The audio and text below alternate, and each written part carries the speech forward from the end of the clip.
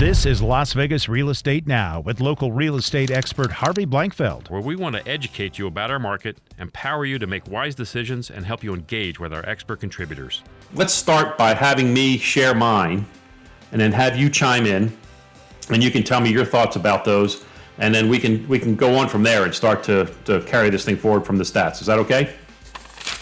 Sounds great. All right, let's bring them up. Here we go. Okay, guys, and you've seen me do this before. Now, this is only single-family homes, and this data is from the last week. Now, the only thing that's not from last week is what's currently available. Right now, we have 6,405 single-family homes on the market. That's 70 more than last week. Not a huge jump, just a few more. Interestingly enough, this past week, we put 458 homes in escrow. That's a big jump from last week, up 144. We closed 410 single-family homes, again, up almost 50 from last week. Now, the withdrawals are up too. We've seen 154 homes withdrawn from the market. Last week was only 66. The median sold price went up to $316,172. It was weird that last week it came out as 300 even. I must have done something wrong, but that's where it came out last week, is 300 even. And then this week, our sold price, this is an interesting number though. Our sold price per square foot went down about $8. Now, both these numbers, I've been saying this every week, it's a week's worth of data is not a big enough sample to provide any kind of a trend. Right. And we have not seen a trend here. We've seen it go up and down, up and down. We haven't seen a trendward downward, which some people might expect. We have not seen that. This week it actually went up pretty nicely, although the price per square foot went down. And then the median days on market, I had to switch this up because the way the stats were provided to me before, the way I was pulling them before, I was only showing the days on market for the houses that actually closed that week, and they were very low, incredibly low. They went up one day this week over last, from 34 to 35 days on the market. That's the combined effort of all the homes that are currently out there right now. Now, that other stat that I just mentioned, though, I think it's important to bring that back up. That other stat that I mentioned, when we talk about days on market for the homes that actually closed, I think it's important to note that that number was very low. And so what happens is people who just came to market, priced their home right, sold.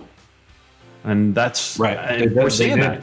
Yeah, we're seeing that. How's your activity been over at Equity, Rick? Have you seen your activity drop dramatically, or what's the story over there? The activity, I think, has been kind of consistent throughout, talking with other title providers out there and agents as well, kind of just getting a good feel of what's going on. When the pandemic and the shutdown started, the first thing that we saw was a very large increase in cancellations. Yeah. Out of the ordinary large increase. And then we're back to a normal rate of cancellations now on files. We're still receiving contracts at a little bit of a lower pace than we were for the beginning of the year, and I think for this time of year as well. I think what really is kind of the eye-opening situation is how eerily close this year, 2020 first quarter, was to 2017 first quarter. Oh, we were extremely on pace to actually beat that year, and 2017 has been the best year that we've seen in real estate for quite a while. And now we're starting to see things slowly, gradually pick up a little bit. But the ironic thing is that it's not consistent anymore. And what I mean by that is that we know which days of the week, and from the type of standpoint of we're going to be busy for us with openings. Usually Mondays and Tuesdays are heavier, busier opening days, and then kind of flattens out Wednesday, Thursday, Friday, mainly because of the weekend. And that's when we're conducting a lot of business, opening, we're closing deals on weekends and then opening escrows on Mondays. That happens quite often.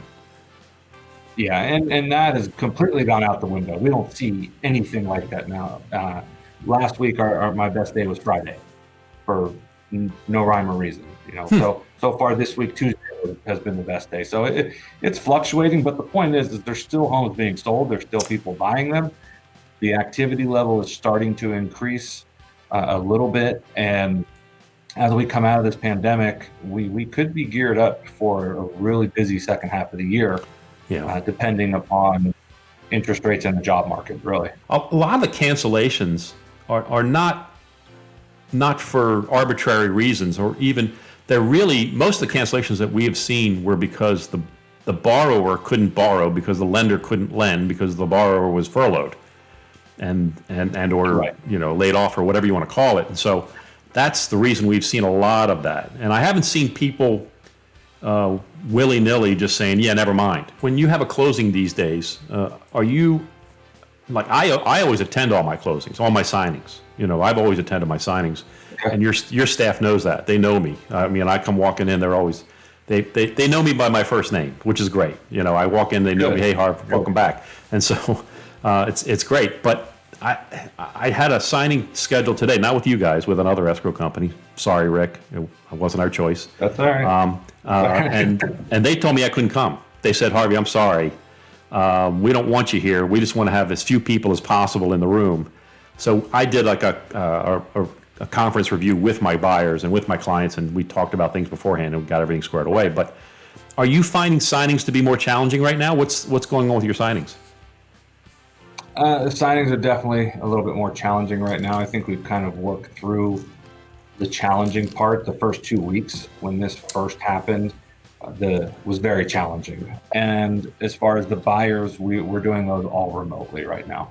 Okay. All of them were remotely, meaning I'm sending a notary to their location for their closing. It's important to know that our future still looks very, very bright. And like you said, the beginning of the year was outstanding. I mean, we were kicking butt and taking names. It was going to be a tremendous year, and it still could be. Because I think that the second half, like you said, should bounce back in a nice way. There's another article Eli wrote, and I'm going to bring this one up because it relates somewhat to our mayor. We're not going to look at that. Let's move beyond that for a second here.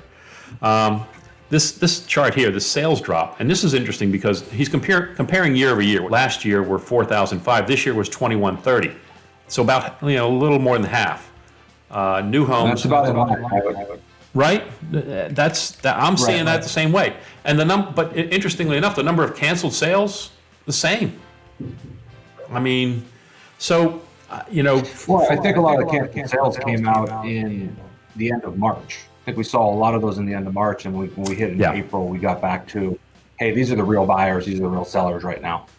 And I think and again, his numbers bear that out. I think that's true, and I think it's a good sign for things as we're moving forward and as we're coming through this market. Please join us again next week as we keep you up to date on everything real estate here in Southern Nevada. Remember, send me any questions or ideas for next week's broadcast. Tune in every Thursday at 3. Also, please let your friends and family know to like our Facebook page and be reminded about our updates at LV Real Estate Radio. We'll catch you next week. Thanks again for joining us.